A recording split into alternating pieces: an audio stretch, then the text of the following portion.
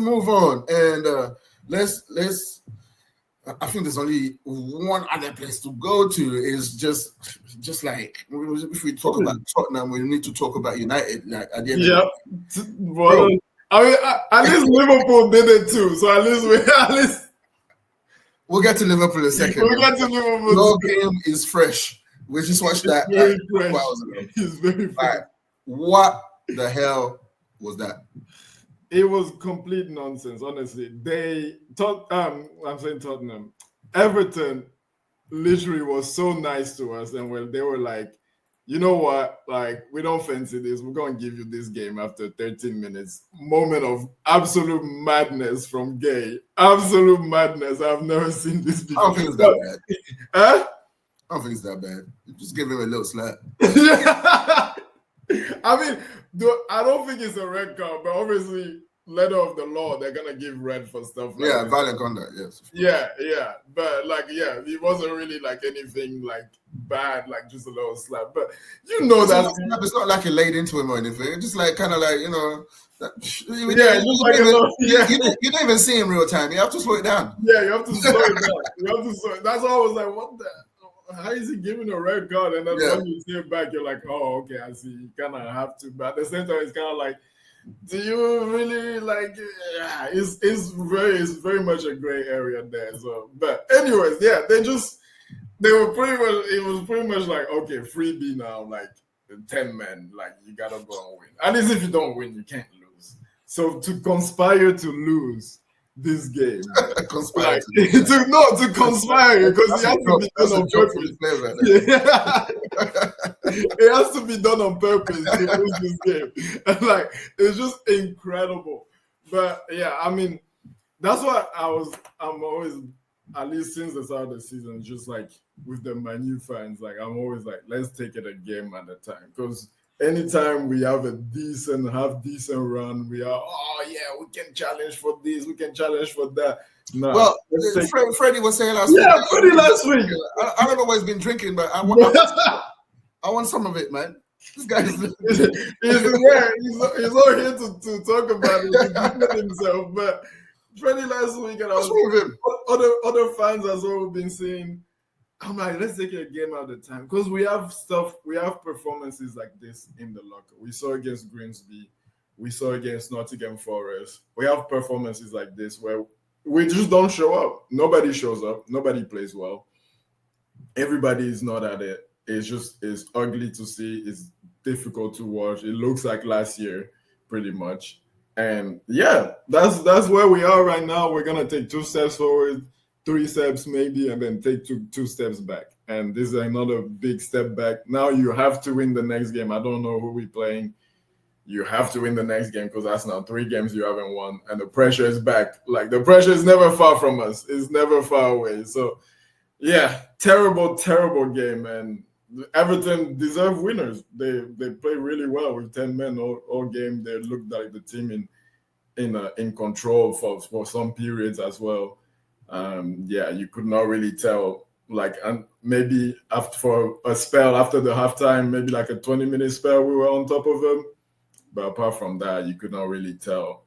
There was one team with 10 men and the other was 11. Yeah, it was poor. Yeah, I mean, once Everton goes down to 10, even when they score, you're still expecting Man United to do it. You're still expecting to come back. But it's just all for nothing. I mean, the second half, there was a spell where, Pickford made a couple of good saves and, kept them in there, so to speak. But you're expecting a little bit more. You're expecting their goal to be peppered. Like, just but you didn't really feel that from you guys. Technically, he did a good thing for me when he put Ahmad on the right hand side because Ahmad looked a little bit better there. Yes, but I would say about that though, the annoying thing about that, we've seen it before where you put Ahmad in the 10 and you put Mazraoui or Endalo or Dogu or whoever at wing back. It's too defensive. Like, we never play well when he does that. So I'm like, just play Ahmad there for now. I know it's maybe not ideal. I don't know. But play Ahmad there for now. We need him there because he's the only outlet on the wings right now because the other guys they can't, like you still Dogu today just nothing. Dalo comes in nothing. He missed that chance. He never looked like he was going to put down time. He never looked like he was. He was going to put down so much time.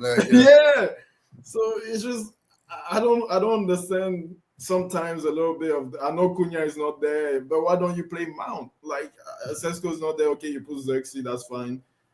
It's just I think it was decent in the second half. Xerxes. He was alright. Yeah, he was alright. There's one header, but I think it was the second header where I thought you should have done a little bit better with that one because that you just had he was like free. His first header where Pickford saved, that was a brilliant save, but the second one he was kind of like free and then just headed straight at the keeper. I mean, you have to do a little bit better than that. Yeah, you do. You do have to do a little bit better, and that's people's. I don't get United fans. It's like we haven't watched these guys all last season. People scream, "Oh, he's better than Sesko. He should be starting."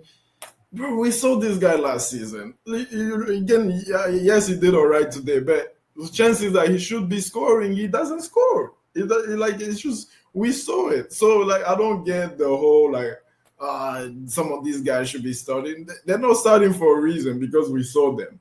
We saw them and they didn't do great when they had the chance. So, they will just wait for the next chance. And that was his chance today. I'm not saying he played bad or it was the reason we lost, but it doesn't look convincing. He never really looks convincing. So, it's just, without Cunha and when those guys are out, even Sesko, he hasn't been brilliant, but he can see he's a little bit of a step above the others. When those guys are out, it's just back to square one, really.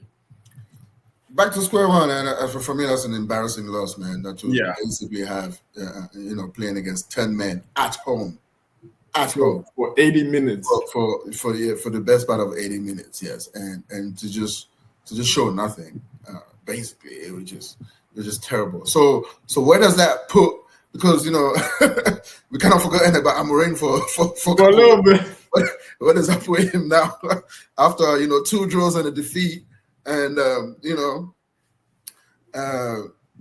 mean the draw against Nottingham Forest. I mean Nottingham Forest was like lingering in the bottom, but they were relegation for they were in the relegation draw. Yeah, Spurs, they're always little bro you for some reason, and then now, this pathetic display. What does that put Amorim? Does it put him back in the hot sauce?